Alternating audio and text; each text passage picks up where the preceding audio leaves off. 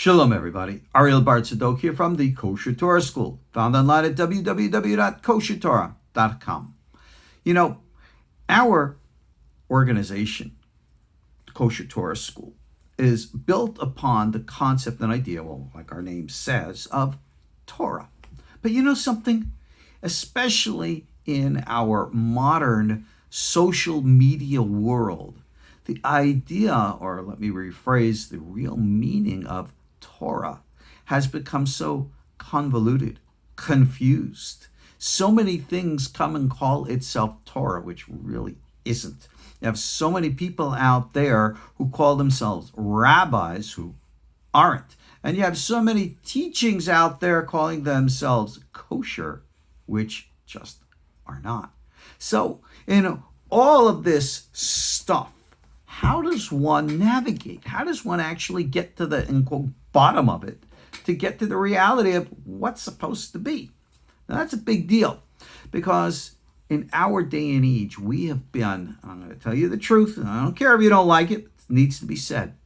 We have been told a bunch of lies that everything is okay. You know, everything has its place, everything is cool, everything is morally equivalent. Bull dinkies, and you know what I mean when I say that. No, that is not true. All right, understand this. If you look at the natural world around us, there is laws of nature. The laws of nature, you will find, are never confused. They're never clouded. They're never questioned. They are never in a state of, being messed up, because the laws of nature, Mother Nature, pretty rigid and strict. That's a Kabbalistic principle you should know, because nature, HaTeva, is the name of God, Elohim. Elohim, as we know from Kabbalah, corresponds to the attribute of din, severity, gevura, or malchut. So, what we learn from nature itself, from God, is that there is a rigidity of the natural order. Well, guess what? We human beings were part of that natural order. And when we violate the natural order, guess what? Nature comes and prods us back to where we belong. And in case you haven't noticed, we've been going through some rather hefty prodding lately. Well, we got to get things right. And this is what we have always called in our Jewish tradition teshuvah, returning to God. Remember, God, Elohim, the gematria, numerical value, HaTeva, nature. Getting back to nature, the natural way.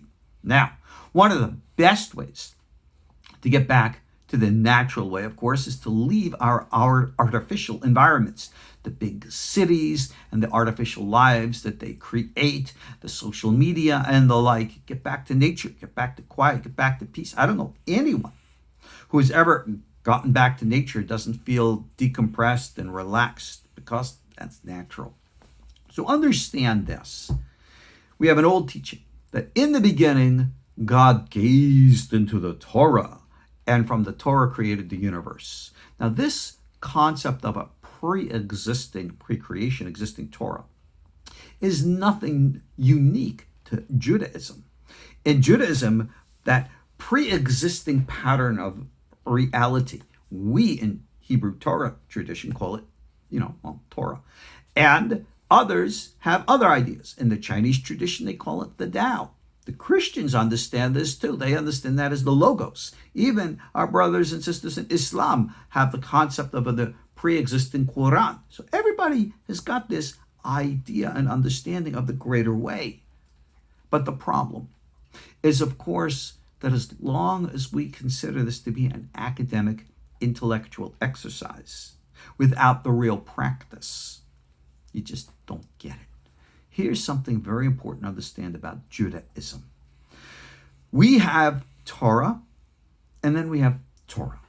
We have Torah for Jews. Torah for Jews we call Judaism. And I'm going to say it, and I don't care if you're offended. The only true and authentic Judaism is based on our Torah, following our sages. Now, since the days of the Second Temple, what we have and embrace today is called Rabbinic Judaism. My little Sierra there. She's such a sweetheart. Rabbinic Judaism is the way and the path that we live today. So therefore, if one chooses not to follow the rabbis or not to walk in the path of that which they've established for us, halacha, we call it, the way to go, then you are not a member of the rabbinic Jewish community and therefore not a part of modern Judaism. And that pretty much refers to whole segments of these types out there who are calling themselves by all different names. You know what? Believe whatever you want. What I'm saying is really common sense true. So, you can be whatever you want to be. You can be the man in the moon or the woman on Mars. I don't care.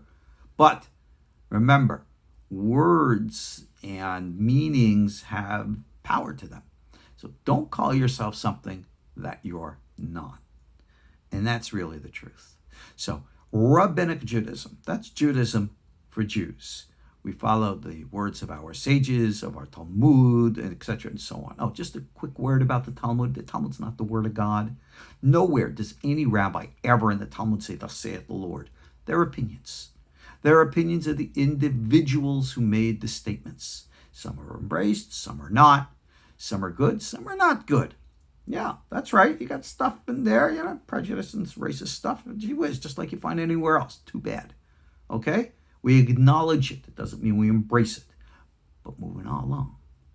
The Torah, like we said, goes far beyond the limitations of Judaism. Now understand this. Today, we refer to the Jewish people. Jewish people pretty much are the descendants of the tribe of Judah, which made up Judea from the days of the Second Temple, right? Roman time stuff. When was the last time you ever ran into a Naphtaliite? Or a Reubenite, a Gadite, a Danite? You got 12 tribes out there. If there are ballpark 15 million members of the tribe of Judah, Jews out there, well, you got 10 times that many, really 11, of all the other tribes, about 165 million minimum of all the other 12 tribes of Israel. Where'd they go? Well, most rabbis today will say, well, they're assimilated and they're no longer part of Israel. No, that's not true. They're no longer part of Judaism, Jewish, Judah. That's true. But they're still Israel. Their bloodline is still kosher. And God knows who they are. And God is still going to work through those tribes. And God is still going to work through those peoples, regardless of what they know or don't know about their ancient past identities. I have met individuals who come to Torah. They understand it. They want to walk and embrace the personal path of bonding with God, devikut, in the biblical words, bonding. And of course, in later traditions, the prophetic traditions, we call this the work of the chariot, ma'aseh merkavah. Hey, that's what we teach here, a real experiential meditative teaching. People who are not Jewish. And I say, well, how far back can you trace your genealogy? I had one of the students, I can trace mine back 1,300 years to some of the royalties in Europe. I said, oh, okay.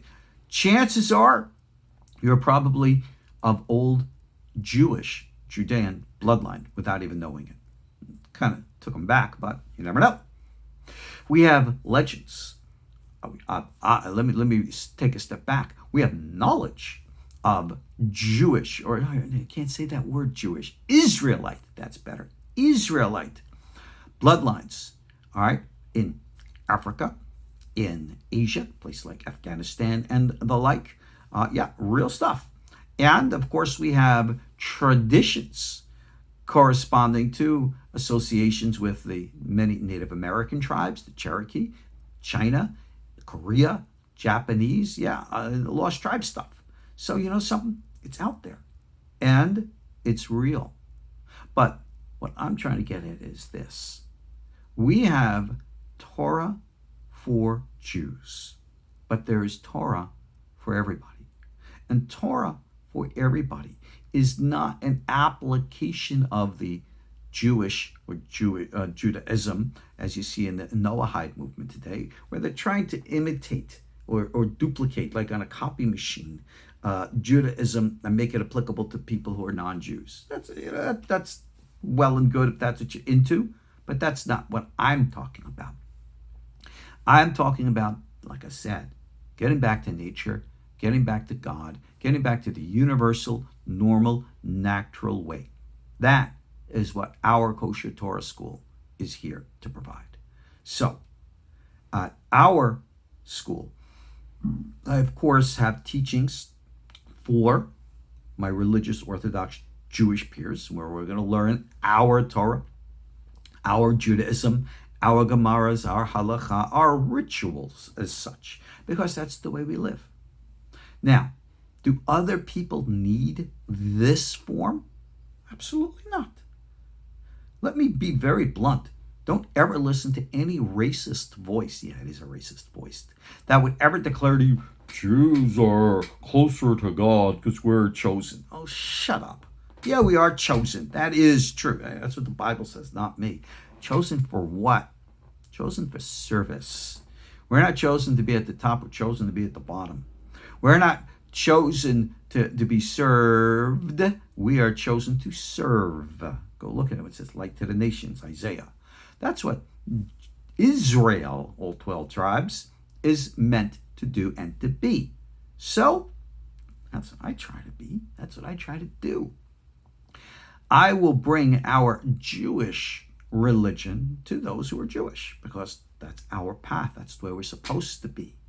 And one who is of a different culture or of a different way, if you want to convert and become Jewish, well, please remember there are appropriate and authorized conversion courts, baked in, and you really have to go through one of those that will be recognized and accepted in the Orthodox community, especially in Israel.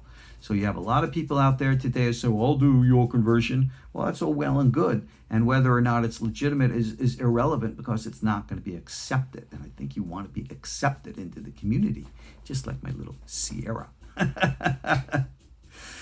I tell you something. For those of you who don't like dogs, really, you don't belong here at our Kosher Torah school, because I'm always going to have my babies with me. But that's me. All right, I'm crazy, and I tell it to you like it is. But getting back to our Torah. Okay, Torah for Jews and Judaism is one thing. But like I said, the universal Torah, that's for everybody. What is that universal Torah? Again, bonding with God. Getting back to nature. Understanding the natural, normal, healthy, balanced way of life. And like I've said many times before, this is a concept well known and well understood by peoples around the world. Even in the Chinese tradition, their concept and understanding of the Tao. Very cool. It sounds almost like Torah, like Jewish. So that's cool. I want you to hear her drinking. Some of you are going to say, that's a distraction. That's not good, Rabbi. And I'm going to tell you right now, baloney. Because when I'm telling you about the natural way getting back to nature, that's natural. That's part of the message that I'm trying to get across to you. That in the natural world, stuff happens. There's no such things as distractions, frustrations, all that. That is that artificial form that you try to create, or others try to create, and say life has to be like this in this little box and defined. Right? No, that's not life. Life goes on around us. Life goes on within us. And this is the natural way. I have my little baby here, okay? And guess what? When she needs to scratch, she scratches. Whoop, sorry, baby. And when she needs to drink, she drinks. And that is Torah. That is the natural Torah. Now, someone said, put her out so we can talk. No, I don't want to talk. I want to experience. This is the universal Torah. That is what our Kosher Torah school is here to teach you. And you're going to see in the classes that I'm going to be providing for you coming up now. I want to go back to the beginning, to the Tanakh, the Bible, our Bible. And I want to share and teach with you what our Bible really says. I hear so much being taught about what our Bible says by all the people who really just don't know how to understand it. So how do I understand it? I'm going to show you. I'm not going to come up with magic wisdom hocus pocus. We're going to go and look at words and the original language in the original context in simple little lesson shorts just like this one. And we're going to see the ancient wisdom and its universal application. You're going to see and experience the wisdom of Solomon and how his words really mean something to all of us, and the words of the prophets and the teachings therein. This is not a parochial, historical. This is a universal, experiential set of, I don't know, should I call it teaching or experience? Because that's what it is to me. It's experience. So, yes, our Kosher Torah school is open and welcomes everybody. I don't care who you are. I don't care what you are. But just remember this. Just because I welcome you and invite you to study with us, if you represent a life or a lifestyle which contradicts the way of Torah, the universal Torah or the Jewish Torah, that does not mean that I will respect that lifestyle. It does not mean that I will accept that lifestyle. It does not mean that I will condone that lifestyle. Respect? I will respect you as an individual no matter who or what you are. That is absolute. That I don't believe in disrespecting anybody. But that doesn't mean that I agree with you. So if you were to say to me, Rabbi, will you accept me as a student even though I am this or that? I say, yeah. But just remember what you're going to learn here. I'm not going to teach you dogma, doctrine. You have to be like this. You have to do that. No, none of that. You want that? Go elsewhere. I'm going to teach you meditative techniques. I'm going to open up those verses in the Bible. We're going to put together the codes, and we're going to learn how to use them as meditative techniques to open up your mind and consciousness. Because if I want to tell you this is the universal way, let me be blunt. Who the hell am I to tell you or anyone anything? If this is the universal way, then you're going to see it as much as I will see it. And the only thing I can ever encourage or hope to do is to let you see with your own eyes. And that's exactly what I want to do. I want you to see with your own eyes. I will help you. I will share with you. I will endeavor to do this. And it's not up to me to change your mind, tell you what to believe or what to do or how to live. That's your business. But just remember this. No matter who we are, no matter what we are, we all make choices. And you could say, well, everybody should accept me. Well, no, that's unnatural. That's unrealistic. That ain't gonna happen. You're going to be accepted or rejected based upon your choices, your decisions, your life and lifestyle. Now, like I said, I will welcome anybody to come here and study. Absolutely. Why? Because I believe in the light. I believe the light is objective and universal, and that it will speak for itself. Me, all I'm doing is opening the door. I don't think I have the right to close the door. So that's what you're going to get here. And let nature take its course. Elohim Hateva. And Elohim is Yud-Keh Vav-Keh. And Yud-Keh Vav-Keh is not Yahweh. He's not a guy or anything of this other nonsense. I think people really got to get back to basics to really see the foundations of what the light really is. That's Kosher Torah. And that's what I plan to bring to you now. So, on that note, hey, I bless you. I bless you that you should have an open mind and an open heart. And I warn you, all this nonsense and garbage out there in social media, every single place, check the sources. Doesn't matter that you look and see what website it comes from, see what the website is, check the sources. Even if it comes from a legitimate place, check. That's what we rabbis do. We check things. And you'll find out that a lot of those sacred beliefs that we have ain't so sacred. A lot of those proclaimed truths ain't so true. Okay.